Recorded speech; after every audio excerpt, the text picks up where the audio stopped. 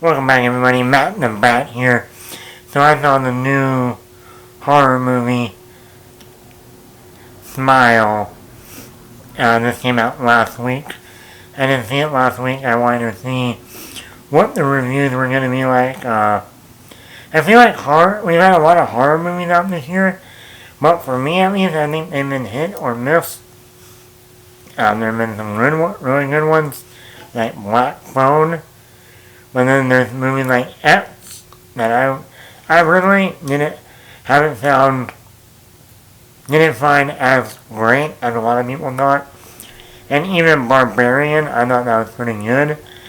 But I'm not like, oh my god, that's like the best movie in the past 20 years. Like people have been saying. So I wanted to wait and see what the reviews were and see what people thought about Smile before I went and saw it. But with the positive reviews, I said, let's go see this movie. And I'll say this. This movie does a great job with the characters who have trauma and dealing with someone who has a trauma when they're younger and still not getting over that trauma as they're an adult and how that can affect somebody. I thought that was very well done. I think the cinematography in this movie is excellent. I think one thing that is really noticeable is the camera work. Number one, the director finds a way to make you feel disoriented throughout the movie. Like he has a lot of shots that start, your normal line, and then, turn in almost upside down kind of way, where you're just like, okay, what does this mean? Why do we keep going upside down when maybe a car is driving down a road, or we're in a city, almost like a Inception thing where the city's, or the landscape is upside down. What does this all mean? Also, the movie, this is already unsettling with the, smiling. The movie also, the director also leans more into close-up shots. And I mean, like, in your face, like, truly, in your face, close-up shots that almost start to make you feel uncomfortable. Even when we're just with our protagonist character. He does that with most of the shots in this movie are very close up. And in a lot of ways that works in one way when you want to get, really personal with the character. But then, like I said, it can also be very unsettling to be that close up to a character at the same time. And I thought that was very well done. I also think the main actress in this movie, Sosie Bacon, does an excellent job. She carries the movie. It is a very good performance. I was watching this movie and I was like, where have I seen her from?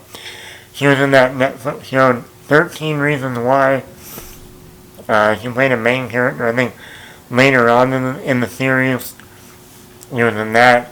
She was in Mayor of Easttown, that Kate Winslet limited series that came out the end of last year, I think the fall of last year on HBO Max.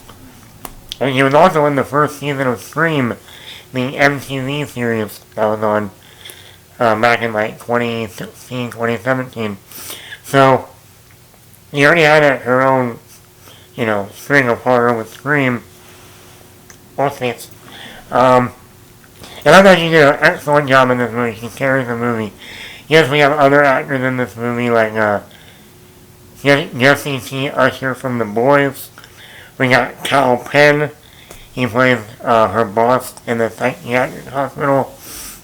They do a fine job, but Rosie Bacon and also Kyle Gallner is also in this movie. This guy also pops up in a lot of horror movies. He was already in the new Scream movie that came out earlier this year. He was also in the A Nightmare on Elm Street remake back in 2010. So, this movie does have a lot of good supporting characters and actors, but the main focus is on Sosie Bacon's character. And I think she does an excellent job in the movie. I also think the editing work is very good here. The way it transitions from one scene to the next also puts you in a headspace of the character with the upside down shots or the close up, which also works in the editing department at a transition from one to the next. I thought that was very well done. Also, jump scares. This movie has a ton of jump scares. That's not a joke. I did jump in a few times in this movie. And that's very rare for me to jump. I've seen so many horror films that I'm like, okay, let me guess, something's gonna happen in this moment, and there you go. But there were a few times in this movie that I was like, oh shit. It got me. And I think how it deals with the theme of trauma. And I thought that was very interesting in how it, went into that. It didn't, just, kind of hop over like, okay, we'll mention it, but we want to actually explore it. I think it did a really good job of exploring trauma for this main character. Now getting into the negatives. My biggest negative with this movie is the pacing. This movie is almost an hour and 55 minutes. Let me repeat that, just to be sure you heard that. An hour and 55 minutes.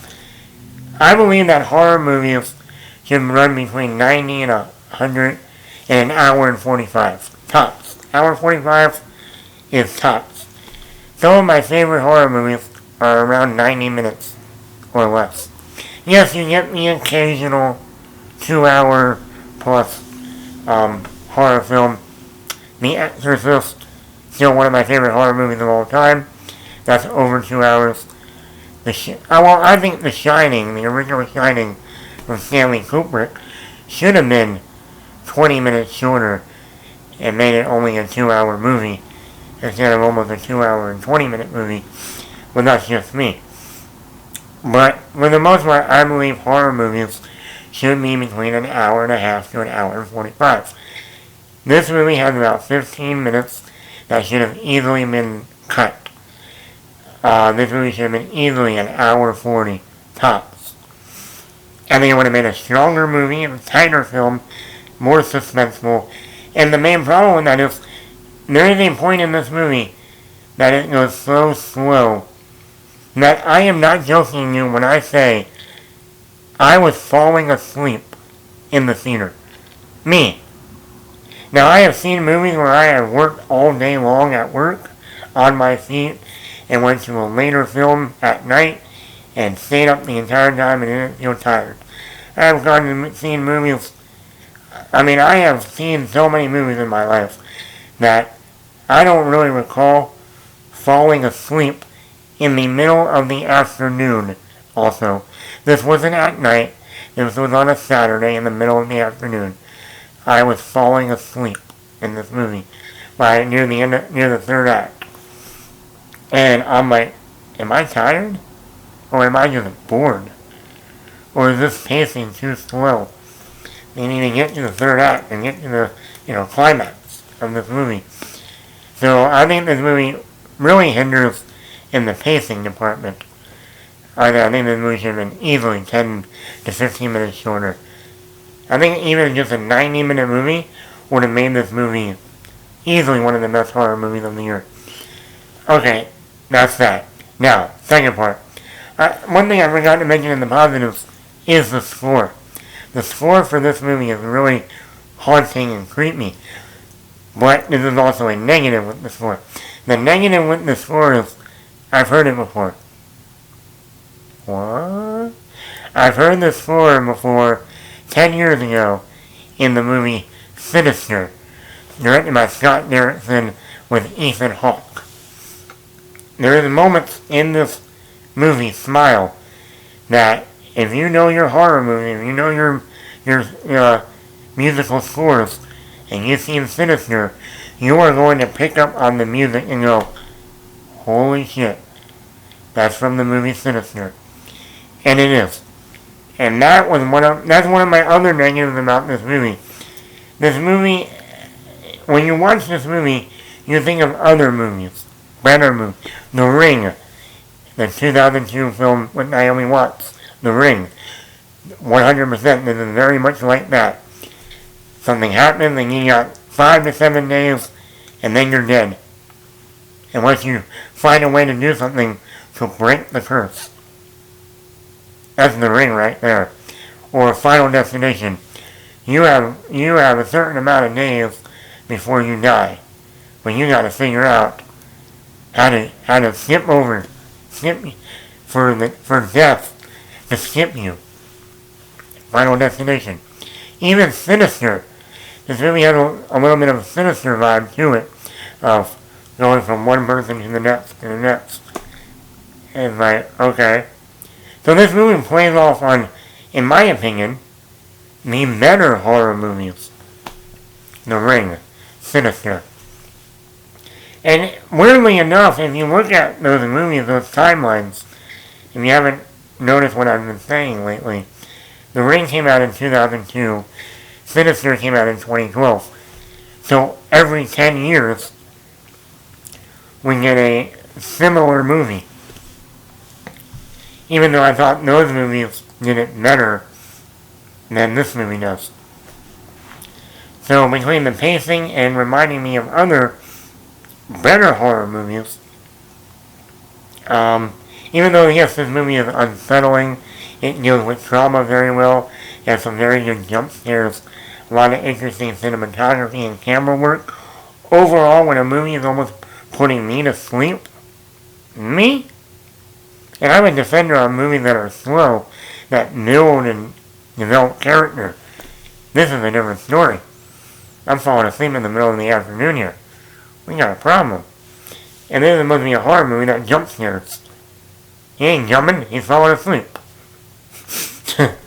So, I would give this movie a 3.8 out of 5. Like I said, between the slow pacing and reminding me of other movies that are better in this kind of subgenre. I would give Smile a 3.8 out of 5 for Matt and Brad here. Well, let me know, what do you think of Smile? And there's a new director coming on and directing this movie. So I'm saying for a first time director with an original script, good job. But I can obviously, without reading an interview by you, I know what your influence was. I know what your inspiration was. It's more interesting when you can go and read an interview and go, I wonder what was going through his mind. Why that story? What inspiration came from that? But when I'm watching a movie and I can tell you right away, without reading an interview by the director, Anyway, Matt, let me know, did you see Smile? Did you like it? Did it make you smile? As the Joker says, if you're gonna go with a smile. Or, now I always smile.